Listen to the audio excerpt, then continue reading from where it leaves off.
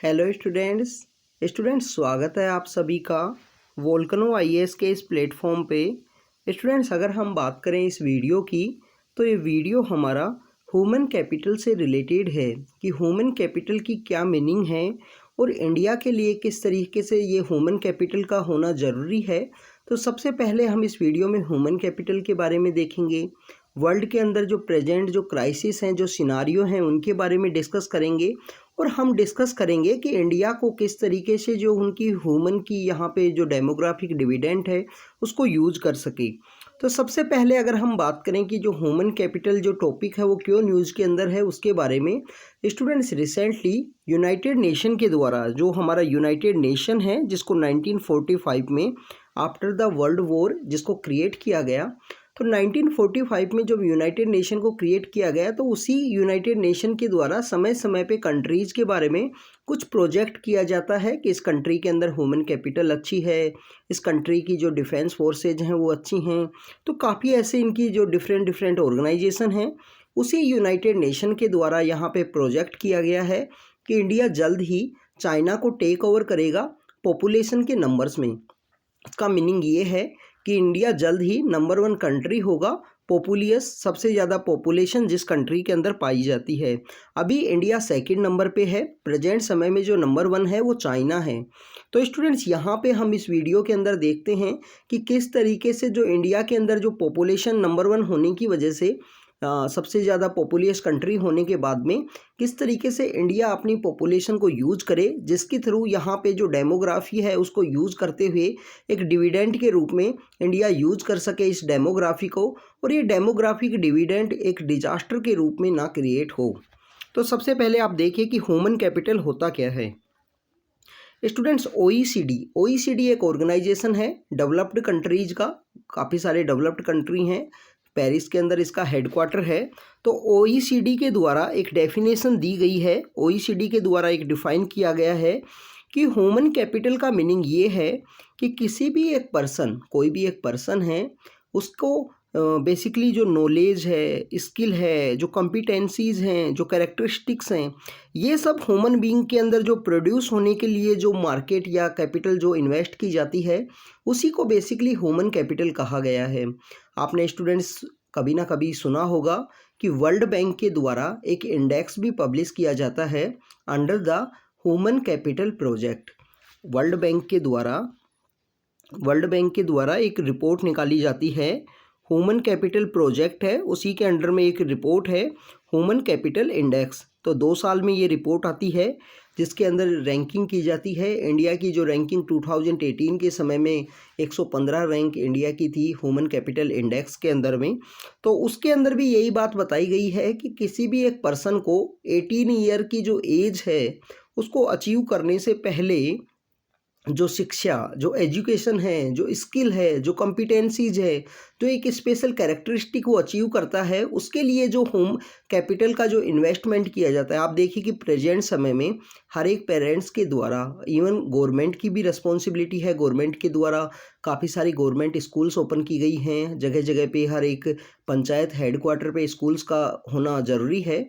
तो आप देखिए कि गवर्नमेंट के द्वारा इवन द प्राइवेट प्लेयर्स ने जो एजुकेशन सेक्टर में काफ़ी अच्छा जो रिवॉल्यूशन के रूप में वर्क किया है। आप देखिए कि आपको छोटे छोटे सिटीज़ के अंदर भी जो प्राइवेट स्कूल्स हैं वो देखने को मिलते हैं। प्रेजेंट समय में जो प्राइवेट स्कूल्स हैं उनकी जो संख्या है वो काफ़ी सारी इंक्रीज हुई है, ये एक बिजनेस मॉडल के रूप में भी यहाँ पे इंक्रीज हुआ है। तो किसी भी एक पर्सन को जो नॉलेज, जो एजुकेशन यहाँ पे गेन करने के लिए जो पैसा इन्वेस्ट होता है, जो स्किल को गेन करने के लिए जो पैसा इन्वेस्ट होता है, तो उन सबको यहाँ पे बेसिकली ह्यूमन कैपिटल के रूप में रखा गया है। स्टूडेंट्स ह्यूमन कैपिटल की वो कैरेक्टरिस्टिक जिसको यहाँ पे कैपेसिटी, जो अर्निंग पोटेंशियल किसी भी एक पर्सन के अंदर में यहाँ पे गेन होती हैं। आप देखिए कि आप एजुकेशन लेने के बाद में आप इंजीनियरिंग करते हो, आप कंप्यूटर साइंस के इंजीनियर बनते हो, उसके बाद में आप कोडिंग करते हो। तो इस तरीके के जो आपको जो इन्वेस्टमेंट किया गया है इसे ही ह्यूमन कैपिटल कहा गया है। तो बेसिकली ह्यूमन कैपिटल के इन्वेस्टमेंट के थ्रू एक पर्सन यहाँ पे जो अर्निंग स्किल हैं जिसके थ्रू वो पैसा कमा सकता है, तो वो सब स्किल्स यहाँ पे गेन करता है। स्टूडेंट्स ये बेसिकली फिजिकल जो कैपिटल है उससे काफ़ी सारी डिफरेंट हैं। फिजिकल कैपिटल के रूप में बिल्डिंग है, मशीन है, कंप्यूटर है, ये सब डेवलप किए जाते हैं किसी भी एक पर्सन, किसी भी एक इकोनॉमी के द्वारा।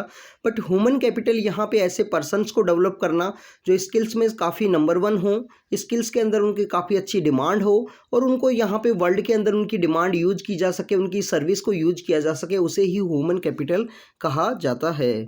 स्टूडेंट्स, अगर हम इंडिया की सिग्निफिकेंस की बात करें कि इंडिया के लिए ह्यूमन कैपिटल क्यों ज़्यादा ज़रूरी है, ह्यूमन कैपिटल के अंदर इन्वेस्टमेंट क्यों ज़्यादा ज़रूरी है, तो सबसे पहले आप देखिए कि इंडिया के अंदर जो डेमोग्राफिक डिविडेंड है, डेमोग्राफिक डिविडेंड काफ़ी अच्छा होने की वजह से इंडिया के पास यहाँ पे पोटेंशियल है कि इकोनॉमी गेन कर सकता है, वो इकोनॉमिक अचीव कर सकता है, उसके जो भी टारगेट हैं, चाहे 5 ट्रिलियन इकोनॉमी हो या कोई भी ऐसी टारगेट हैं, उसे अचीव कर सकता है। उसके बिहाइंड में रीज़न ये है कि इंडिया के पास में जो वर्किंग पॉपुलेशन है वो काफ़ी अच्छी है, यूथ की जो संख्या है वो काफ़ी अच्छी है। आप देखिए कि जो मीडियन एज है यहाँ पे इंडिया के अंदर जो मीडियन एज है पर्सनस की वो 28 है, चाइना 38 है, यूएस के पास में आपको काफ़ी 43 के आसपास देखने को मिलेगी, जापान की जो मीडियन एज है वो 48 है। सबसे ज़्यादा यहाँ पे जो एजिंग की जो प्रॉब्लम है, क्योंकि जैसे ही एजिंग की अगर समस्या आती है उसके साथ में गवर्नमेंट की जो सोशल सिक्योरिटीज़ है उनकी भी रिस्पॉन्सिबिलिटी इंक्रीज होती है।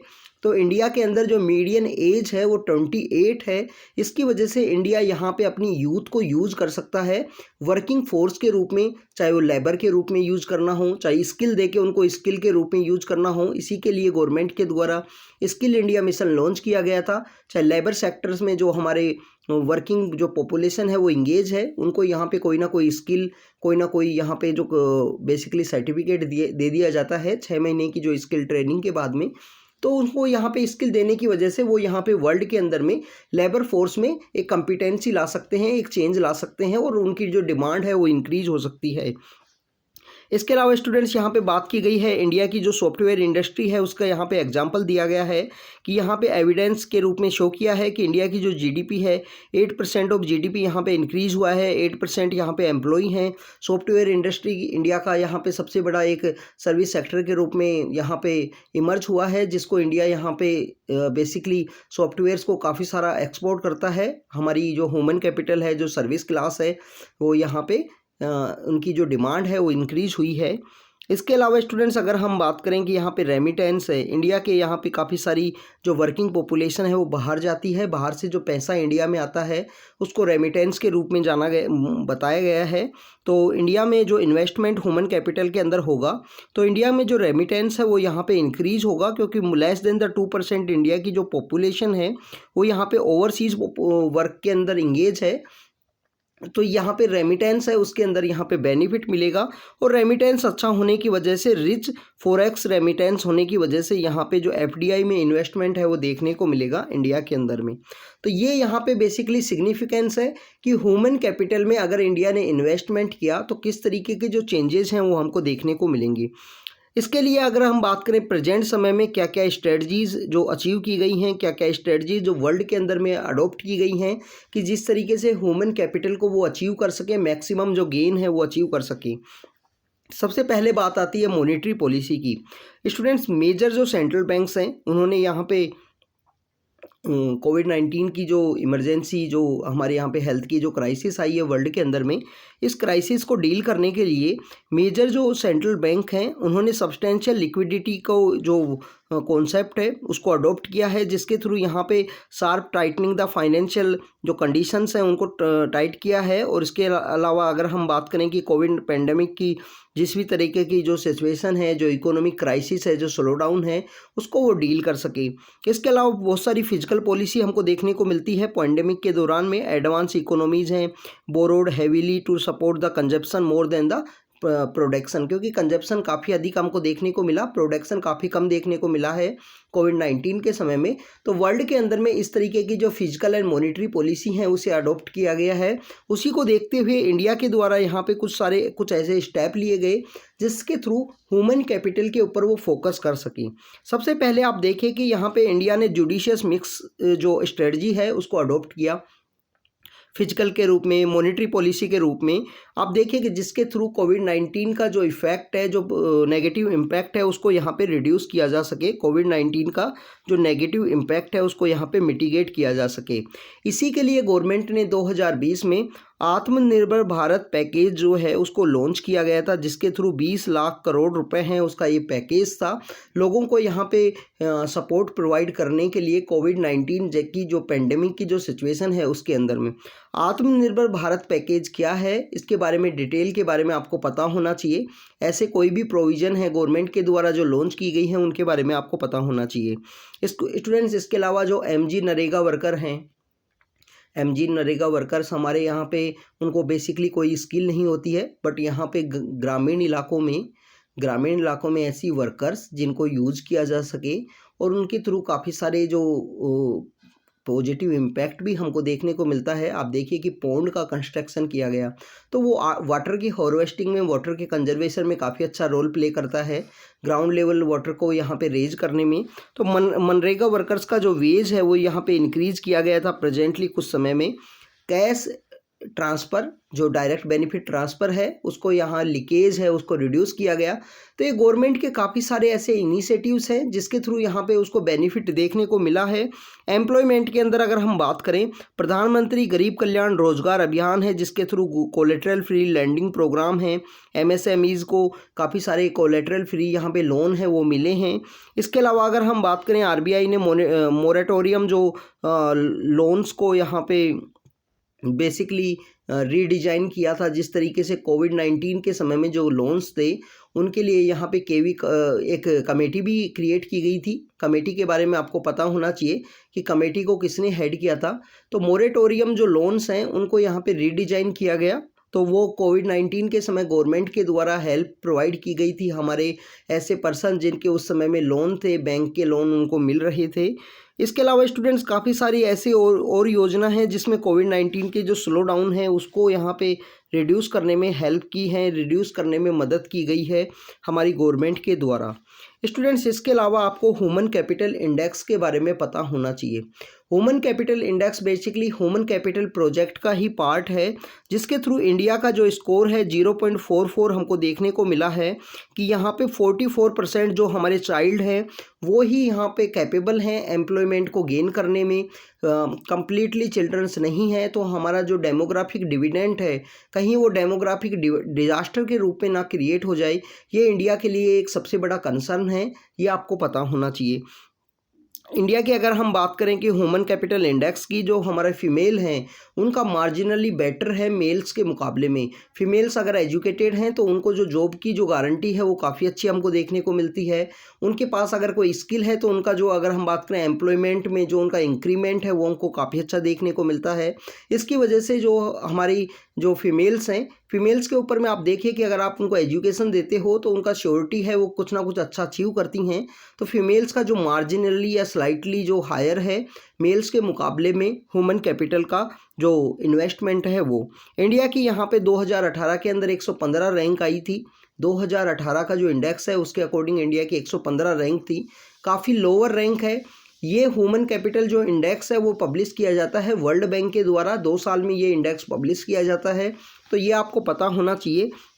और हमारे जो नाइबर कंट्री हैं जिसमें नेपाल है, श्रीलंका है, म्यांमार है, बांग्लादेश है, इन सब नाइबर कंट्रीज़ से काफ़ी लोअर हमको जो ह्यूमन कैपिटल इंडेक्स है उसके अंदर जो रैंकिंग है वो देखने को मिली थी। तो ये आपको पता होना चाहिए कि गवर्नमेंट को यहाँ पे काफ़ी अच्छा इन्वेस्टमेंट करने की ज़रूरत है ह्यूमन कैपिटल इंडेक्स के अंदर में, ह्यूमन कैपिटल सेक्टर के अंदर में। तो इंडिया की जो डिमांड है, जो जिस तरीके से इंडिया यहाँ पे पॉपुलस कंट्री बनेगा तो हर एक यूथ की डिमांड है कि एम्प्लॉयमेंट का जनरेशन हो, उसको कोई ना कोई अच्छी एजुकेशन मिले, उसके पास में कोई ना कोई ऐसी स्किल हो जिसके थ्रू वो यहाँ पे मनी है उसको अर्न कर सके। तो डेमोग्राफिक डिविडेंड को यूज़ करने के लिए इंडिया का यहाँ पे एजुकेशन सेक्टर में, स्किल सेक्टर में इन्वेस्टमेंट की ज़रूरत है। इसके अलावा आप देखिए startup India, stand up India नाम की जो स्कीम्स है जो गवर्नमेंट के द्वारा लॉन्च की गई थी, जिसके थ्रू यहाँ पे कोई भी पर्सन के द्वारा अपना जो बिजनेस मॉडल है उसको स्टार्ट किया जा सकता है। एमएसएमईज़ को कोलेटरल फ्री लोन है वो प्रोवाइड किए गए हैं। तो ये हमारा बेसिकली एक शॉर्ट वीडियो था, यहाँ पे हमने ह्यूमन कैपिटल के बारे में डिस्कस किया। इंडिया के जो कंसर्न है प्रेजेंट में वर्ल्ड के अंदर किस तरीके से इस क्राइसिस को डील किया गया है, इन सब टॉपिक्स के बारे में हमने यहाँ पे देखा। तो स्टूडेंट्स ऐसे शॉर्ट वीडियोज़ के थ्रू हम आपसे कंटिन्यू मिलते रहेंगे। Thank you students, thank you very much.